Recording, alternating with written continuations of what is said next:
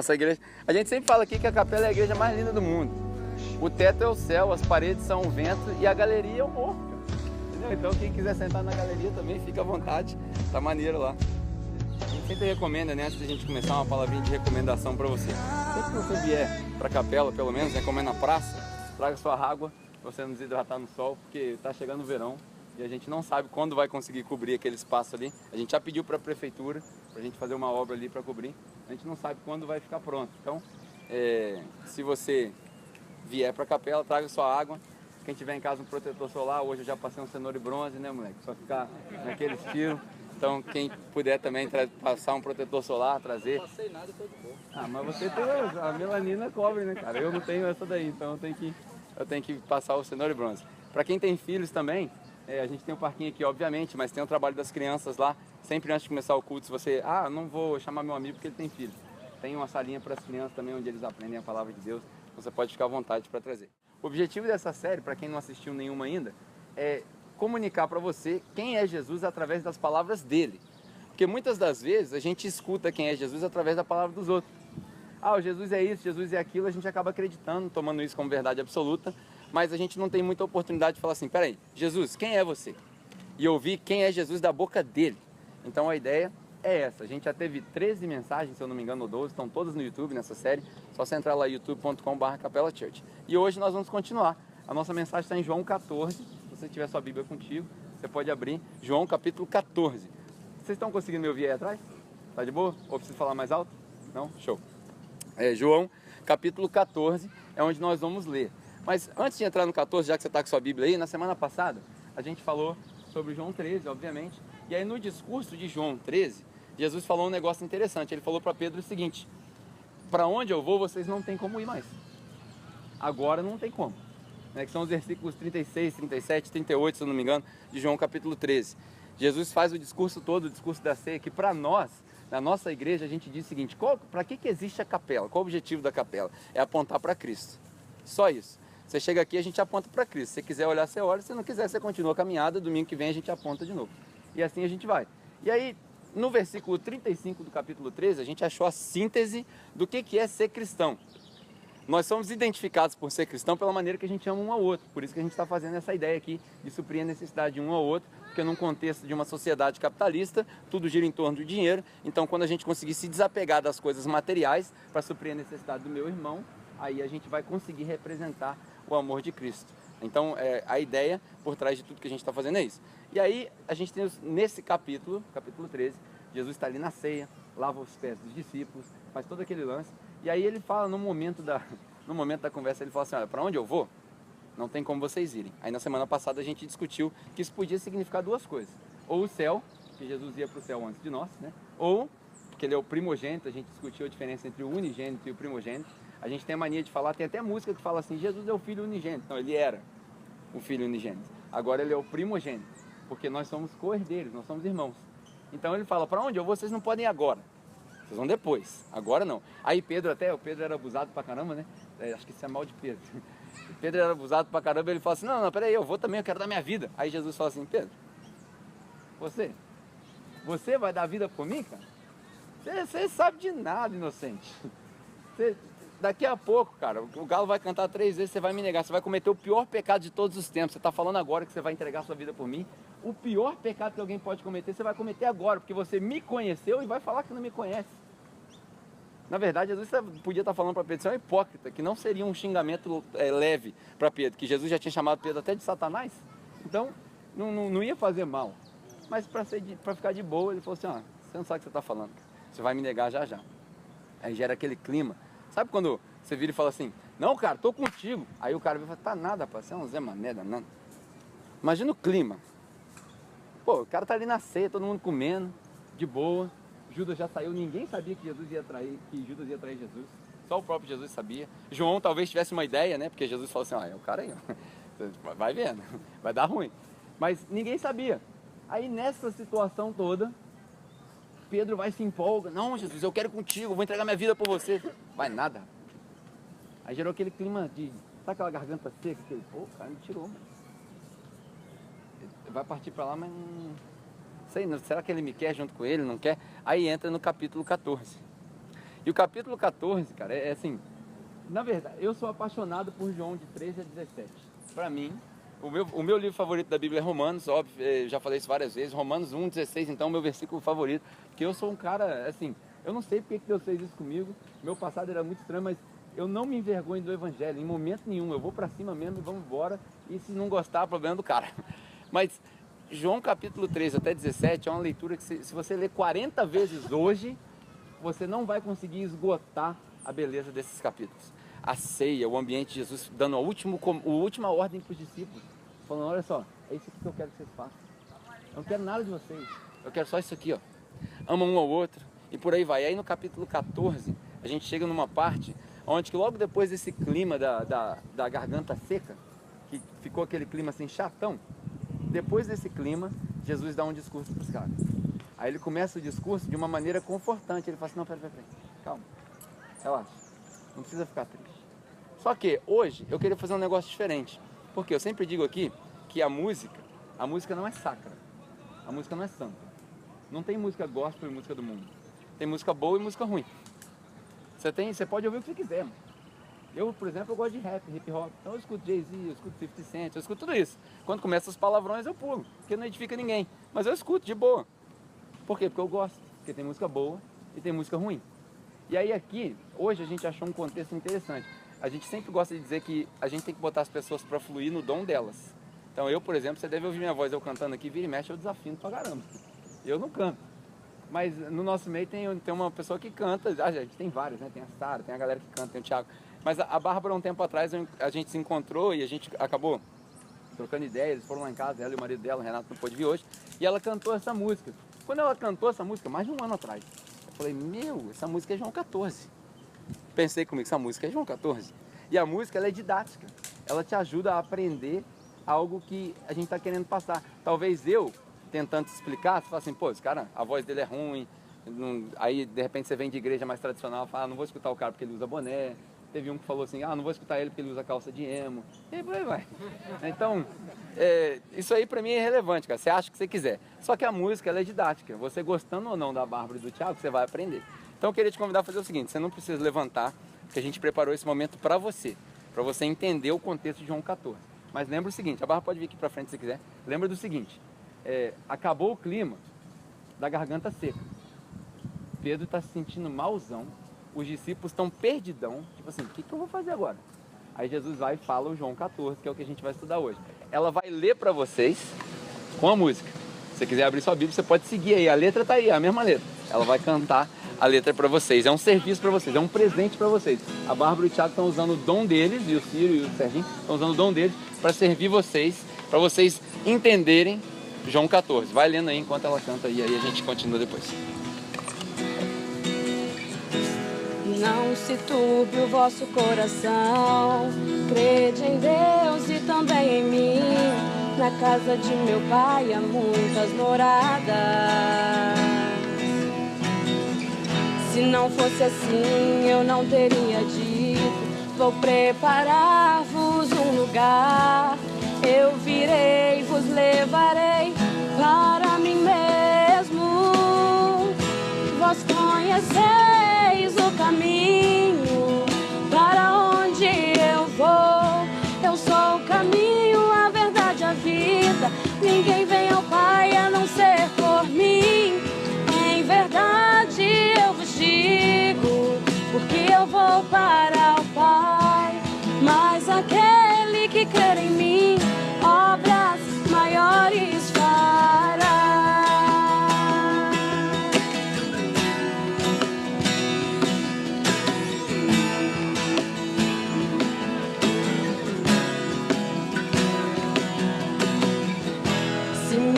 Mais verdadeiramente guardareis os meus mandamentos. Eu rogarei ao Pai que Ele vos dará o Consolador, o Espírito da verdade, que o mundo não pode receber, mas Ele habita em vós e estará em vós para sempre. Aquele que tem os meus mandamentos e os guarda, este é o que me ama.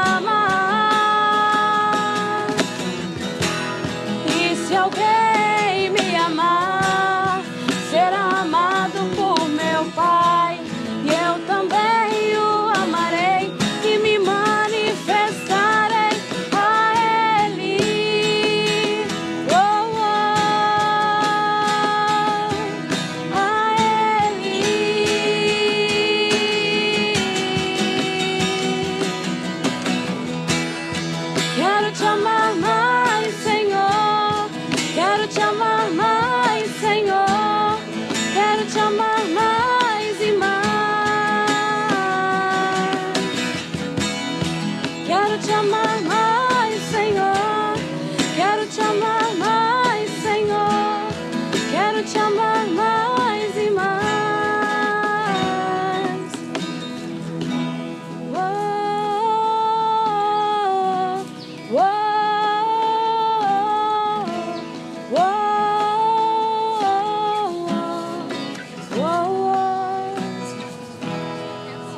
Glória a Deus. Glória a Deus. Obrigado, Bárbara.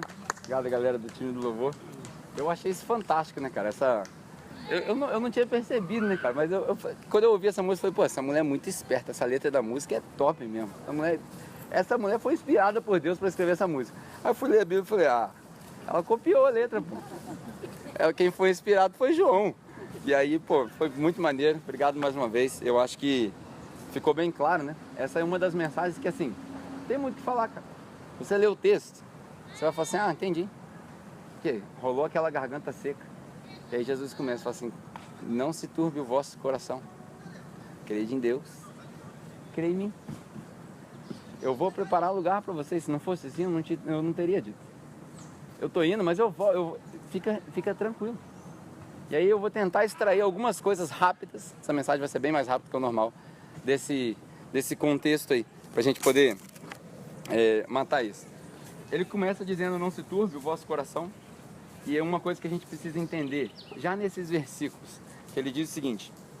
Creio em Deus e creio também em mim. Se Deus é esse Deus super majestoso, maravilhoso, criador dos céus e da terra, por que Jesus fala assim, crê em Deus, mas crê em mim também?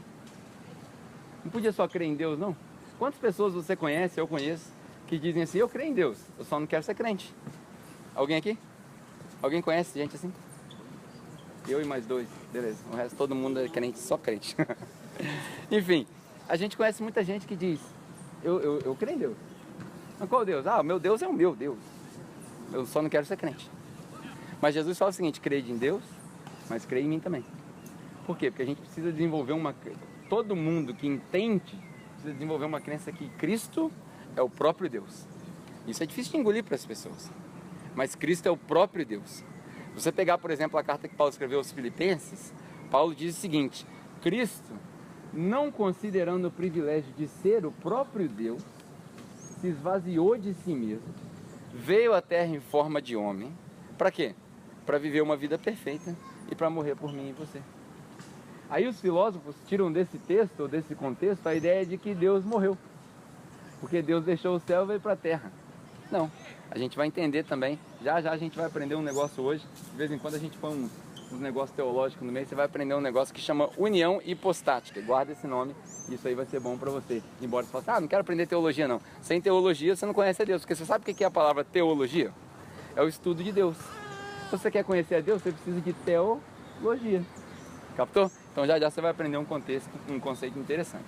E aí no versículo 3 e 4 ele fala assim, ó. E quando eu for preparar lugar, eu voltarei e os levarei para mim, para que vocês estejam onde eu estiver. A segunda crença que a gente precisa desenvolver é que o caminho para o céu é a cruz. Não tem outro caminho. Esse negócio de todos os caminhos levam a Deus é mentira. Só tem um caminho para o céu, só tem um caminho para Deus. E o caminho para Deus é a cruz. É como se a gente tivesse que passar por uma estrada e essa estrada, ela não foi pavimentada. Aí Jesus pega o material da cruz e joga ele no chão.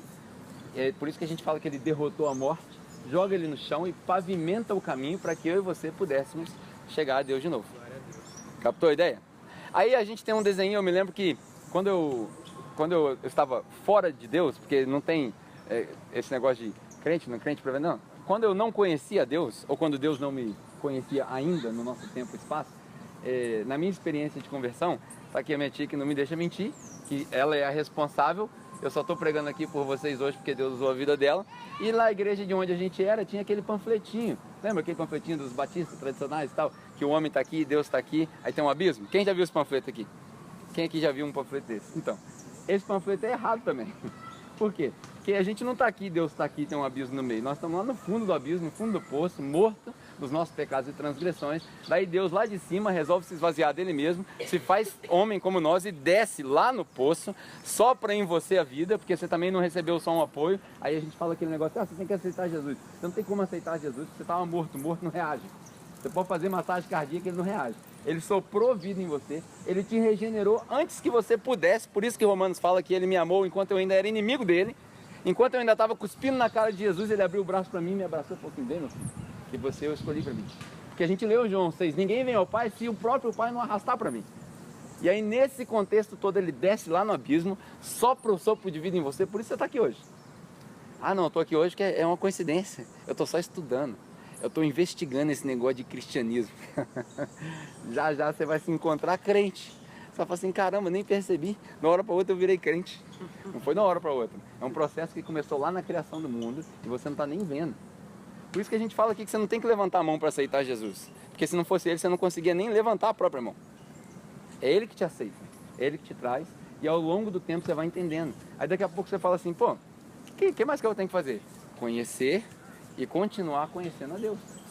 Vai estudando, vai lendo. No boletim aí você tem um texto que foi o Bernardo que escreveu, que é aquele rapaz bonito que está lá atrás, infelizmente ele já está comprometido para as meninas solteiras, mas está lá atrás ainda a menina mais bonita que ele ainda, a Rayane, que já é namorada dele, mas ele escreveu esse texto aí do boletim. E ele tem uma frase famosa que está escrita no boletim aí, que ele fala o seguinte, tá tudo aí, mano, é só ler. Você não precisa de mim, cara. Sabe, o negócio que a gente prega aqui o tempo todo é o seguinte, você não precisa do pastor da sua igreja para aprender quem é Deus.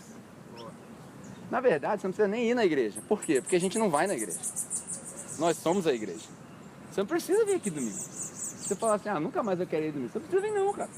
Não é um requisito básico para ir para o céu. Você não precisa participar de nada se não quiser. A diferença é que quando você conhece a Deus e Deus te conhece, que é uma rua de duas vias, aí você quer participar. Não tem ninguém aqui, ó, que a gente falou assim, cara, vem no culto, você tem que vir no culto, hein? Não tem ninguém aqui. Eu desafio qualquer um aqui a falar que eu mandei uma mensagem pra você pelo WhatsApp, que é o e-mail que a gente usa, e fala assim, cara, você tem que vir no culto, você tá sumido, hein? Você não tá vindo no culto. Deus tá vendo, hein? Não tem ninguém aqui, cara. Ninguém. Na verdade, tem gente aqui que eu não falo, ó, tem umas 3 semanas. Que eu gosto do mesmo jeito, cara. Mas não dá tempo, porque a gente tem uma vida corrida. Então a gente criou os ambientes pra gente se relacionar, mas se o cara não quer também, tranquilo. Ele continua sendo irmão, ele continua estando em Cristo. E ele vai querer vir. Aí no dia que ele aparecer, a gente se ama aqui. Quando tiver oportunidade durante a semana, a gente se ama lá. E por aí vai. Então a gente precisa desenvolver essas crenças. Não tem um abismo. O abismo que existe é entre eu e o Cristo. Eu não estou do lado aqui neutro, aqui, ó. Se eu for bonzinho, eu consigo atravessar a ponte. Não. Eu estava morto. Então, a gente precisa, por exemplo, muita gente fala nessa nossa sociedade, o pessoal fala assim, eu não sou religioso, eu não gosto de religião. A religião não é ruim. O pessoal fala que a palavra religião é ruim, não é ruim. A palavra religião significa religar. É religar o que estava desligado. Eu e você estávamos desligados de Deus. E é a nossa religião que liga a Deus. Mas não são todas as religiões que levam a Deus. Por quê? Porque todas as religiões não pregam que Cristo é Deus. Não são todas as religiões que pregam que Cristo salva. Porque no nosso contexto, e até no contexto deles, no livro deles, que eles usam lá em outras religiões, fala lá no livro de Atos, não há salvação em nenhum outro nome. O cara tem coragem de fazer uma oração, uma reza, seja lá o que for, para outra pessoa. É muito contraditório. Por quê? Porque não conhece. Aí a gente vai, João capítulo 8, versículo 31, a gente já falou isso aqui várias vezes. O pessoal só conhece o 32, que é conhecereis a verdade, e a verdade vos libertará. Virou até um provérbio da nossa sociedade. Você conhecer a verdade vai te libertar. Você vai ser livre. Só que o 31 é mais importante. Jesus fala o seguinte: se permanecer na palavra, vocês serão meus discípulos. Então ser discípulo não é assim, aceitei Jesus, sou discípulo, não. Se você permanecer na palavra, aí você vai ser discípulo. E aí, por ser discípulo permanecendo na palavra, você passa a conhecer a verdade. E a verdade liberta. Entendeu? Então é uma sequência das coisas. Não é? Pode chegar aí, irmão, se quiser sentar aqui, ó, de boa. Então é uma sequência natural. Não é um versículo memorizado. E aí a gente precisa desenvolver todas essas crenças. Por exemplo, a gente precisa crer na volta de Cristo. Ele falou, eu vou preparar lugar. Então se você falou assim, eu sou cristão, mas não crê nesse acontecimento de que Cristo vai voltar, sua fé está falha. Ou para os jovens, né, sua fé está falhada. Por quê? Porque está faltando um pedaço. A gente tem que crer que ele nasceu da Virgem, que ele viveu uma vida perfeita, que ele morreu um sacrifício, que a gente diz, um sacrifício expiatório, que substitui a culpa. E ele ressuscitou no terceiro dia, que a igreja fala, glória a Deus, aleluia e tal, você não está acostumado a essa coisa. E aí ele ressuscitou, e ele falou que vai voltar. E quando ele voltar, ele vai nos levar. Se não fosse assim, ele não teria dito isso. Porque ele não é mentiroso. Está entendendo o contexto de João 14 agora, que a Bárbara cantou? Se eu não fosse preparar lugar para vocês, eu não tinha dito que eu ia preparar lugar, eu ia ficar quieto. Eu ia voltar para Deus e ia ficar lá, só eu e Deus no céu, porque só nós cabemos no céu, você não cabe. Na verdade, eu e você não cabemos no céu mesmo. Por isso que a gente precisa dele. Que aí quando Deus olha para nós, ele não vê você, ele vê Cristo. Se é que você permanece na palavra. E aí você vai ligando as coisas. A gente precisa desenvolver essas crenças. Outra crença, por exemplo, Jesus fala ainda nesse versículo, ele fala assim, eu os levarei para mim. Tá vendo aí na sua Bíblia? Abre aí para você ver, para você não acreditar só na minha palavra. Eu vivo falando isso, não acredite em mim. Vá para casa, leia, peça a Deus orientação para você ver. Tá aí na sua palavra aí. No versículo 3 e 4 ele fala, os levarei para mim. Olha como é que Jesus era. Eu vou preparar o lugar, se não fosse assim eu não teria dito, e eu vou voltar e eu vou os levar para mim. Eu não vou levar vocês lá para o Pai não, eu vou levar para mim. Por quê? Porque eu e ele somos um. Lá no João 17 você vai entender isso daí. A gente vai chegar lá aqui no final desse mês. E mais uma coisa que a gente precisa entender isso aqui é o seguinte, nós não temos um céu personalizado. O céu vai ser assim, já viu aquelas novelas da Globo? Todo mundo de branco, a auréola na cabeça. Você não tem um céu personalizado. Você não tem um céu personalizado. O céu não é o que você acha que é. Tem até um retrato dele, mas é só um retrato. É tudo figurado. Você não tem certeza. Qualquer pessoa que falar pra você assim, eu fui no céu, voltei, o céu é assim, pode correr. Corre. Porque ninguém foi lá. Ninguém foi. O próprio Jesus fala isso. Você vai ver no contexto aqui. Só eu vim do Pai. Por isso que eu faço as coisas que ele manda. Eu vim do Pai. Vocês não conhecem ele. Jesus fala pra vocês não conhecem. Você sabe o que eu falo. Eu vim do Pai e eu vou voltar. Só eu vim. E só eu vou. Ou seja, qualquer pessoa que falar pra você assim, eu morri, fui no céu e voltei. Corre. O que falou que foi no inferno e voltou, você corre mais rápido ainda, porque nem pro inferno ele serve. Então, corre. Eu fui no inferno, eu vi o inferno, vi o capeta. Isso é loucura. Isso é desvio psicodélico, sei lá o que é na cabeça da pessoa. Mas ele não foi no inferno. Ele não foi lá. Garanto pra você. Se ele foi, ele tem uma outra crença, uma outra religião, onde ele foi também não sei o que é. De repente ele teve uma viagem transitória na cabeça dele, não sei. Mas não é isso. Biblicamente falando, ninguém foi lá no céu. E no inferno também ninguém foi. Aí você pode achar que Jesus foi no inferno, de acordo com a sua interpretação da morte e ressurreição dele. Não vou entrar nesse detalhe, porque eu também não sou mestre em teologia, não tem como te explicar. Mas, se você quiser ler e chegar às suas próprias conclusões, é isso. Só Jesus tem o poder de falar que eu vim de lá e eu volto para lá.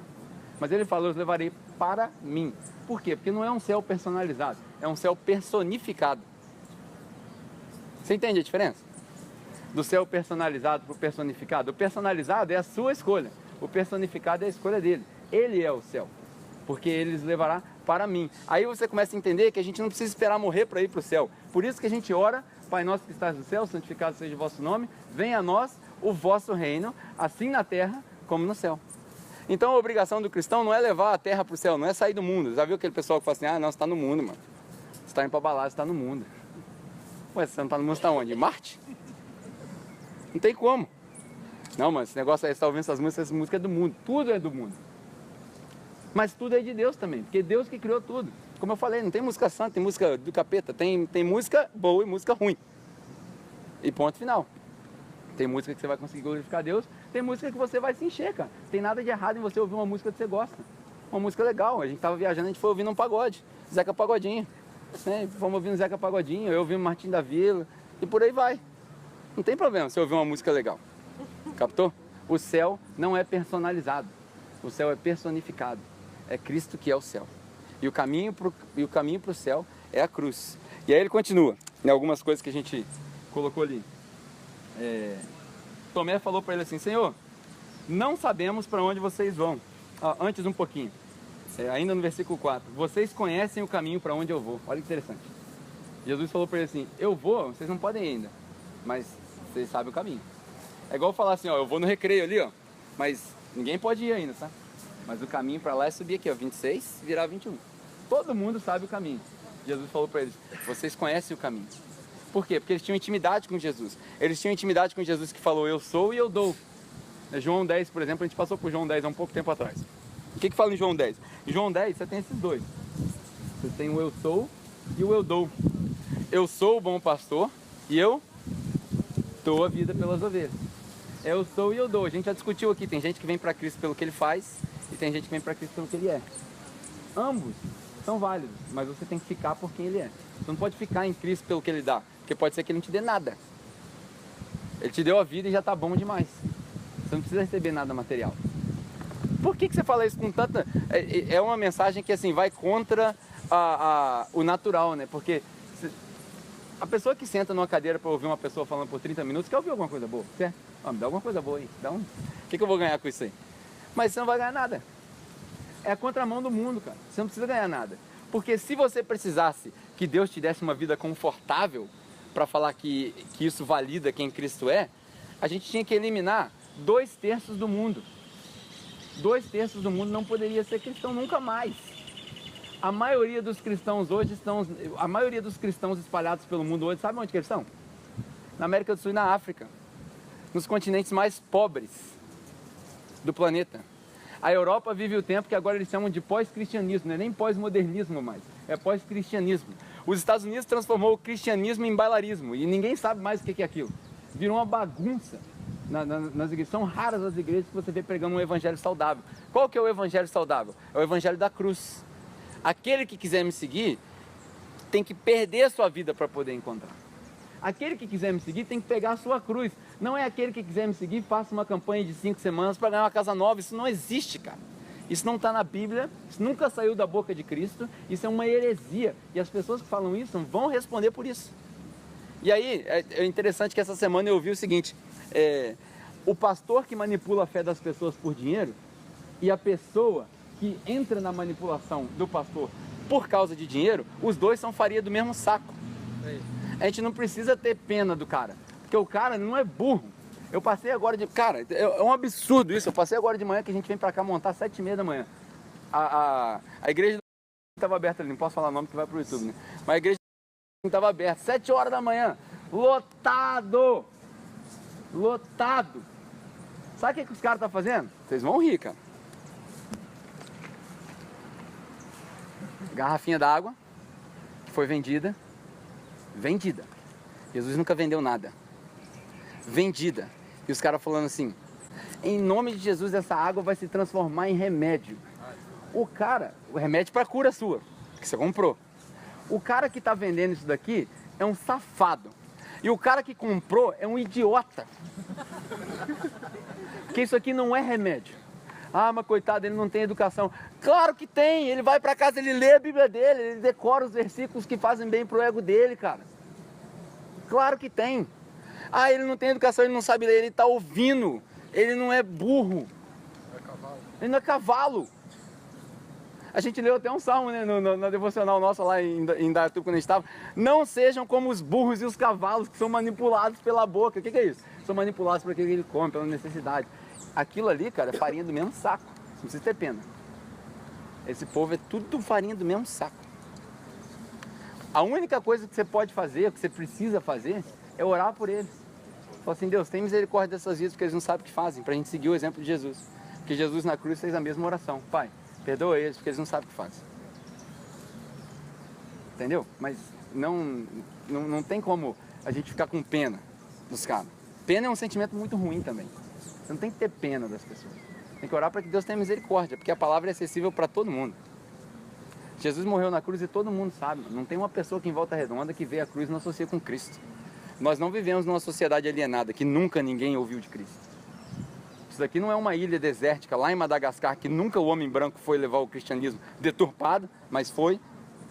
Isso não é, aqui todo mundo conhece, cara. Então a gente precisa orar para que Deus tenha misericórdia desses caras que estão fazendo essa palhaçada ainda. Eu não gosto de falar contra a igreja, porque na verdade, assim, a gente não ganha nada com isso quando publica essas coisas. Eu até falo pra galera, não põe coisa ruim no Facebook. Ficar botando denúncia de pastor fulano de tal no Facebook, besteira. Porque o cara que tá lá fora, ele acha que a igreja é tudo a mesma coisa, é tudo nós. E ele associa você também. Aí ele acha que a gente tá brigando um com o outro, que também é desconcertante a pessoa pensar nisso. Então não publica nada de ruim. Mas aqui, pro nosso contexto, a gente precisa entender isso, cara. Isso daí é tudo farinha do mesmo saco. Continuando, para a gente não ficar muito tempo nisso. Tomé falou, Senhor, nós não conhecemos o caminho. Aí Jesus falou assim, pô, basicamente Jesus podia falar assim na linguagem de hoje. Como assim, cara? Como assim você não conhece o caminho? Estou aqui há tanto tempo. E aí ele fala o versículo famoso. Eu sou o caminho. Eu sou a verdade. E eu sou a vida. Ele já tinha falado da verdade, João 8. Ele já tinha falado da vida também, João 10. E agora ele fala que ele é o caminho. Talvez tenha uma explicação por que ele fala que é o caminho. Não sei se você sabe. Mas os cristãos, no princípio, eles eram chamados dos seguidores do caminho. Não tinha nome para a nossa religião. Então eles chamavam seguidores do caminho. Talvez Jesus virou e falou assim, vou aproveitar essa deixa. Já que você não sabe o caminho, Tomé, eu sou o caminho. Aí ele reforça, né? Como a gente sempre faz aqui, vai passando a série, fazendo aquele... nos episódios anteriores. Aí Jesus fala assim, eu sou a verdade também. E eu sou a vida. Ninguém vem ao Pai a não ser por mim. E é aqui que a gente tira a afirmação que é o seguinte.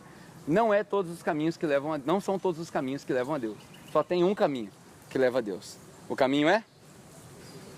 O caminho é? O caminho é? Jesus. Isso aí. O caminho que leva a Deus é Jesus. O caminho não é um lugar, o caminho é uma pessoa. E essa pessoa, tudo isso aqui a gente já viu. Essa pessoa, ela leva, João 14, eu vou levar vocês ao Pai. Esse caminho, ela ilumina, que a gente fala em João capítulo 1, lá no começo, que o mundo estava em trevas e a luz veio ao mundo. Então ele ilumina, quando a luz chega, ele ilumina. Esse caminho liberta, que é a verdade liberta. Esse caminho traz vida, porque ele dá a vida. Então não é só uma vida material, é uma vida eterna e por aí vai. No fim desse caminho tem uma porta. Olha que interessante, se a gente for fazer essas analogias, o que eu falo para a galera aqui da igreja? Você tem que ler a Bíblia e quando você lê a Bíblia, não estou falando que você tem que ler, que você é obrigado a ler, só entende meu raciocínio.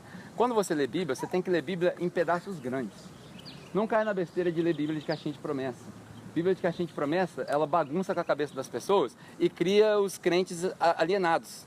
Aí as pessoas inteligentes da sociedade, para quem está na faculdade aqui sabe o que eu estou falando, que passa diversos desafios, porque os metidos a saber tudo, metidos a mestrados em filosofia, vão te desafiar com uma frase de Karl Marx, aí você cai, porque você não entende. Então eu quero te desafiar a ler a Bíblia em pedaços grandes, que aí você forma um raciocínio. Então João, você tem que ler João inteiro, quando você for ler. Para um tempo, 20 minutos, meia hora, que você mata, que são 20 páginas da sua Bíblia só, lê João inteiro. Aí depois você lê João inteiro de novo. Que aí você vai entender como que o capítulo 1 se relaciona com o capítulo 14. Porque se você lê de pedacinho em pedacinho, você não entende, fica solto na correria do dia a dia. Então olha só que interessante, Jesus virou e falou assim, eu sou o caminho. Sua verdade é a vida, que é uma recapitulação dos episódios anteriores. Aí nesse caminho, no final desse caminho, para chegar no destino, que é o céu, para chegar no destino, tem uma porta. A gente aprendeu também que Jesus é a porta. João capítulo 10 ele fala, eu sou a porta pela qual as ovelhas passam. E quem não entra pela porta, mas pula pelo muro é ladrão. Lembra de João 10? A gente aprendeu? Então Jesus também é a porta. Aí nessa porta, quando você passa pela porta, lembra da historinha lá de Ezequiel? Que os pastores botavam a ovelha aqui no meio, aí ele limpava a ovelha, via se não tinha carrapato. Por quê? Se ela entrar no meio do rebanhão, cheio de carrapato, vai espalhar. Aí o pastor parava na porta, o próprio pastor parava na porta, que ele é o pastor, mas ele também é a porta. Aí ele pegava a ovelha no meio da perna, e ele passava para cá o pelo, para lá, passava óleo na cabeça da ovelha para não entrar mosquito, para não botar ovo no nariz da ovelha, para a ovelha não morrer asfixiada. Ele garantia que estava tudo certinho, não tinha nada machucado, não tinha nenhuma infecção. Aí ele passava. O que é isso? É Jesus parado na porta, no caminho, como nosso amigo Michelin sempre fala, no gerúndio existencial, no indo. Enquanto você caminha, ele vai te limpando, preso aqui na perna, até você chegar na porta, aí ele olha para você e fala assim, tá limpinho, pode ir. O que é isso? Quando você recebe a revelação de Cristo, você é justificado perante o Pai. Você fala assim, ó, tô salvo. Só que só ser salvo não é o suficiente para o cristão de verdade. Escuta o que eu estou falando, isso não é uma heresia. Por quê? Porque além de ser a salvação, as pessoas classificam salvação errado. Salvação não é só ir para o céu. Salvação é conseguir trazer o céu para a terra. Isso é que é salvação. A palavra soteiro, da onde a gente tira a soteriologia, essa palavra, ela significa uma salvação completa. É a salvação que começou antes da fundação do mundo, se manifestou na sua vida, e é a salvação que traz não só justificação, mas traz também santificação. Então, ao longo da sua vida, se você foi salvo, você tem que se parecer mais com Cristo. Se você não se parece mais com Cristo ao longo da sua vida, você não foi salvo. Você não vai para o céu. E você não vai entrar no céu pelo seu mérito de se parecer mais com Cristo, não. Você se parece mais com Ele porque você foi salvo. Aí você desenvolve um desejo de se parecer mais com ele. Só que para se parecer mais com ele, o que você tem que fazer? Você tem que permanecer na palavra. E para permanecer na palavra, você tem que fazer um negócio que o brasileiro não gosta de fazer, que é? Ler. A gente tem que ler, cara. Captou a ideia? Então a gente precisa desenvolver o costume de ler. Mas leia em pedaços grandes, para formar o seu raciocínio. Que aí você vai entender que ele é a porta, mas ele também é o caminho, mas ele também é a vida. Mas ele também é a verdade que liberta lá de onde você estava para poder passar pela porta e andar pelo caminho. É o João inteiro. Se vocês... Tem gente que fala assim, eu vou fazer mestrado em teologia, mestrado em divindade, foi o último que eu citei, mestrado em divindade. Esquece mestrado em divindade, faz mestrado em João, mano. Mestre em João, compra 3 comentários de João. Se você entender João, ninguém derruba a sua fé. Olha que interessante, Pedro, que era um dos apóstolos que andava com João, o que ele falava? Você tem que estar preparado para defender a sua fé a qualquer momento. Você está preparado? Você está preparado para ter essa discussão com um cara que falou, graças a Deus eu sou satanista? E se ele falar para você que Deus colocou no coração, que Deus criou ele para ser satanista, como é que você vai defender isso? Você tem que estar preparado. O cristão, todo cristão é um teólogo. Cadê o Wellington? O Wellington tem um livro lá que chama Todo Cristão é um Teólogo. Todo mundo deveria ler isso, que é um ótimo livro também.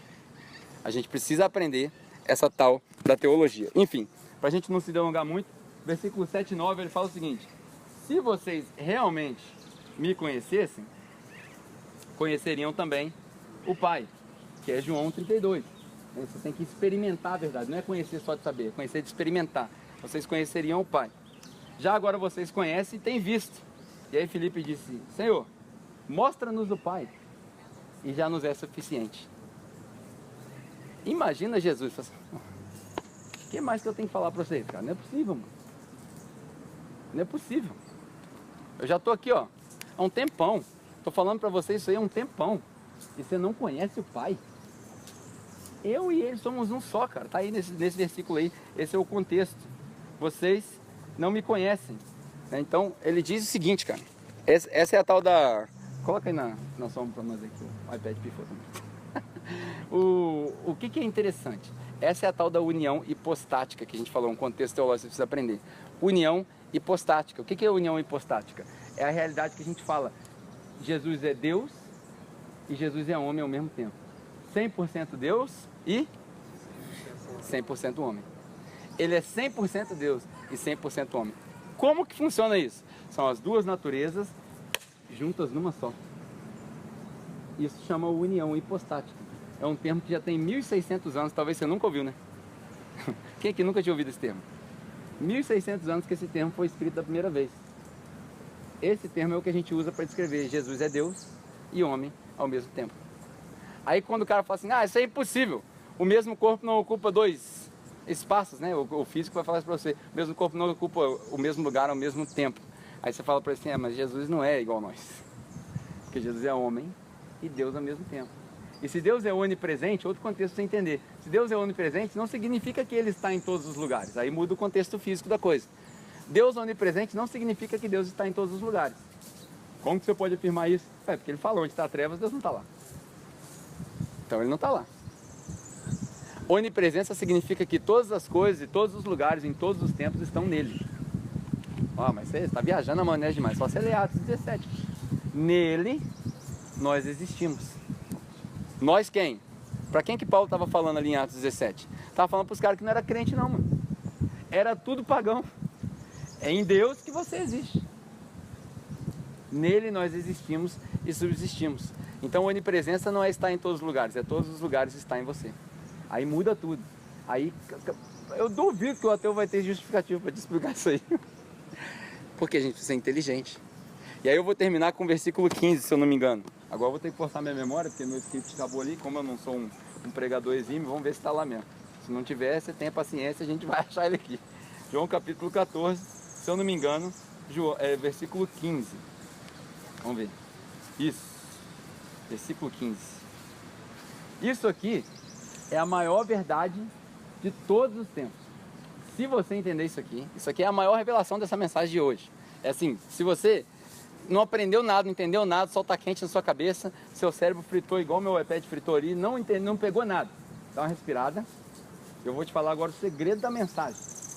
Tudo que a gente está pregando vai em torno disso aqui. Está preparado? João, capítulo 14, versículo 15.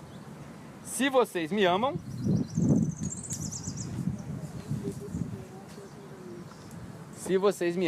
vocês vão obedecer os meus mandamentos. Olha que interessante. Se você me ama, você vai obedecer o meu mandamento. Semana passada a gente falou do mestre mandou, né? O mestre mandou pôr a mão na cabeça. O que a gente faz? Pôr a mão na cabeça. Jesus mandou obedecer. O que a gente faz? Desobedece. Não pode ser assim. Qual que é a prova de que o cara está andando com Cristo? Ele obedece os mandamentos. E qual que é o mandamento maior, para a gente fechar? A gente falou na mensagem de João 3. O cara chegou para Jesus e falou assim, qual maior dos mandamentos? Aí Jesus fala assim, você sabe, está na lei, cara, amar Deus sobre todas as coisas. E é o próximo, isso aí está lá em Mateus 16, se eu não me engano, o jovem rico que aparece para ele. Acho que é isso, posso estar enganado. Ou Mateus 11, um dos dois. Qual o maior mandamento, Jesus? Aí o cara fala assim, isso aí eu já, amar a Deus sobre todas as coisas. Todo o seu pensamento, toda a sua alma, tudo... Beleza. Isso daí está na lei, isso aí eu já estou fazendo há um tempão. E amar o próximo como a si mesmo. Isso aí eu já estou fazendo há um tempão. Aí Jesus adianta para ele... obrigado. Ó, a aguinha é fresquinha. A minha já estava quentona ali, né? Obrigado, mano. Aí Jesus adianta para ele o que ele vai falar em João 13:35. Foi a síntese do cristão. O mundo vai saber que vocês são cristãos pela maneira que vocês amam uns aos outros. Mas na conversa com o jovem rico, olha o que aconteceu. Qual é o maior dos mandamentos? É isso. E o que eu tenho que fazer para ser perfeito? Tem gente que acha que são duas etapas, ser salvo e se transformar perfeito. Não, isso é uma etapa só. Aquele cara ali, ele não foi salvo. Não quer dizer que ele foi salvo, mas não. É uma etapa só. O que eu tenho que fazer para ser perfeito? O que é perfeito? O que é a palavra perfeito? Perfeito, no grego ali, é o teleios. É o completo. Quem é o completo? É só Cristo. Então a pergunta dele é o seguinte, sem ele saber, ele estava fazendo a pergunta para Jesus o seguinte, beleza, o maior dos mandamentos já peguei. Nele se resume em toda a lei e todos os profetas. Tudo que você vê nessa Bíblia gigantesca aqui, ó, que o Ração está tampando o sol aqui, ó, essa Bíblia gigantesca aqui, ó, tudo isso daqui, tudo isso, se resume em amar a Deus e amar as pessoas. Tudo isso aqui. Aí Jesus simplificou mais ainda, falou assim, ó, o mundo só vai saber que vocês são meus discípulos se vocês amarem uns aos outros. É uma linha, mano. Isso tudo aqui, ó, é uma linha. Aí agora ele fala aqui nessa conversa, ele fala pro jovem rico, o jovem rico fala assim, isso eu já faço. Eu sou o cara. Eu já obedeço os mandamentos. Eu já faço, eu já cumpro toda a lei. Aí Jesus fala para ele o quê? Quem conhece a história? Vende tudo que tem. Hã? Venda tudo que tem e dê aos pobres. Exatamente, porque o problema dele era dinheiro. Não quer dizer que todo mundo tem que vender tudo. Mas o problema dele era dinheiro. Aí Jesus fala assim, vai e vende o que você tem e dá para os pobres. Ou seja, elimina aquilo que toma o meu lugar, aí você vem e me segue. Aí o que a palavra diz que aconteceu? Ele foi embora triste. Quando você é salvo, você não vai embora triste, vai? Ele não foi salvo. Ele rejeitou, ele falou assim, não, aí não dá pra mim, porque eu quero a vida agora. Aí Jesus falou assim, não, eu te dou a vida, mas é eterna, não é de agora. Pode ser que agora você tenha que perder tudo. Qual que é a aplicação para você? Pode ser que quando Jesus falar para você, vem me segue, você vai perder tudo que você tem. Pode ser que quando Jesus falar para você assim, vem me segue, você vai ter que vender tudo que você tem, porque dinheiro é uma idolatria para você. Você vai ver pobre. Porque muita gente fala assim, vamos falar de justiça hoje. A gente teve numa conferência, a gente ouviu de justiça e o pessoal fala assim, bem-aventurados são os pacificadores, porque a gente vive num tempo de guerra, então, bem-aventurados são os que querem paz. Bem-aventurados são os que têm sede de justiça, porque a gente tem que cuidar do pobre, da viúva, do órfão. Isso é lindo. Só que o mesmo texto fala o seguinte, bem-aventurados os pobres, porque esses herdarão o reino. Bem-aventurados que choram, porque eles serão confortados. E aí você vai para Lucas, acho que é capítulo 6, se eu não me engano, posso estar errado, mas em Lucas tem o mesmo discípulo, ele fala, o mesmo discurso, ele fala o seguinte, ai daqueles que são ricos, porque vocês já receberam o que vocês precisam. Ai de vocês. Então existe um contraste. A gente tem que ser corajoso o suficiente para assumir a fé completa. Pode ser, não estou falando que é para todo mundo, mas pode ser que quando você fala assim, eu quero andar com Cristo, você perca tudo. Pode ser. E se você falar assim, eu não quero esse Jesus, é bom, porque você não é digno dele. Aí você continua a sua vida no caminho para o inferno e vive a sua vida nas orgias, na balada, na ostentação. Ótimo. Pega todo o seu dinheiro, engole ele, senta em cima dele, incha com ele. Porque pode ser que para você Deus esteja falando, você vai ter que dar tudo que você tem. E pode ser que para você que é pobre hoje, Deus fala assim, eu quero que você fique rico agora. Aí todo mundo fala aleluia, né? Pode ser também. A gente tem que assumir um evangelho completo. A gente tem mania de ficar tirando versículo que cabe na pregação para poder fazer uma mensagem bonita. Não, o evangelho completo é bem-aventurados os que têm sede de justiça, sim, mas bem-aventurados também os pobres. Eu quero ver se você tem coragem de seguir Jesus sendo pobre. Eu quero ver se você tem coragem de seguir Jesus e ter que vir a pé para a igreja. Quero ver se você tem coragem de seguir Jesus quando você tiver que dar tudo que você tem pelo outro. Aí o outro tem um apartamento e está vivendo de boa. Aí você entendeu, você fala assim, tudo que eu tenho, embora eu não tenho nada, eu não tenho meu apartamento, eu não tenho nada. Toma. Essa é a oferta da viúva. Por quê? Porque ela deu tudo que ela tinha, ela não deu do resto. Jesus não quer seu resto. Na verdade, Jesus não quer nada seu. Você não tem nada que você pode dar para Jesus. Ele não precisa de nada seu. Ele não usa dinheiro, ele não vai no Walmart. Ele não compra nada. Então ele não precisa de nada seu. É ele que te dá. Então a gente precisa entender isso. E aqui ele fala a evidência. Se vocês obedecerem os meus mandamentos. Então a minha proposta para vocês hoje, para a gente encerrar, é o seguinte. Vamos ser uma igreja que obedece. Vamos ser uma igreja que vive João 13:35. Ah não, mas eu não vou dar o meu, sabe por quê? Porque, assim, tudo bem que a gente vai cobrir a necessidade dos outros, mas esse menino aí é novo, esse menino pode trabalhar e pagar a dívida dele. Você não está dando porque você vai pagar a dívida dele, você está dando porque Deus colocou no seu coração para dar. Só isso. Enquanto a gente não aprender a exercitar essa generosidade, a gente não vai entender o que Jesus fez por nós. A gente não leva a sério o que Jesus fez por nós, cara. Jesus morreu na cruz por nós, ele entregou a vida dele. Então, enquanto a gente não entender que se eu não me desapegar do meu, eu não vou entender o que é dele, nada vai funcionar. Então, minha proposta para você é essa. Vamos seguir Jesus sendo pobre, se você tiver que ser pobre. Vamos seguir Jesus sofrendo. Vamos seguir Jesus perseguidos. Bem-aventurados que são perseguidos. Quando Pedro fala lá na carta dele, lá na primeira carta de Pedro, ele fala assim, você tem que se considerar bem-aventurado quando você sofre por fazer o bem. Vamos ser essa igreja. Não vamos cair na besteira de ser a igrejinha que só serve a Deus quando está tudo certo. Amém? Amém. 2, beleza. Temos uma igreja de 2 pessoas. Amém? Amém. Já aumentou, também uns 15. Beleza, já tá bom. Jesus só tinha 12, já estamos ganhando. Pode se colocar de pé para a gente orar, se você quiser, né, se você puder.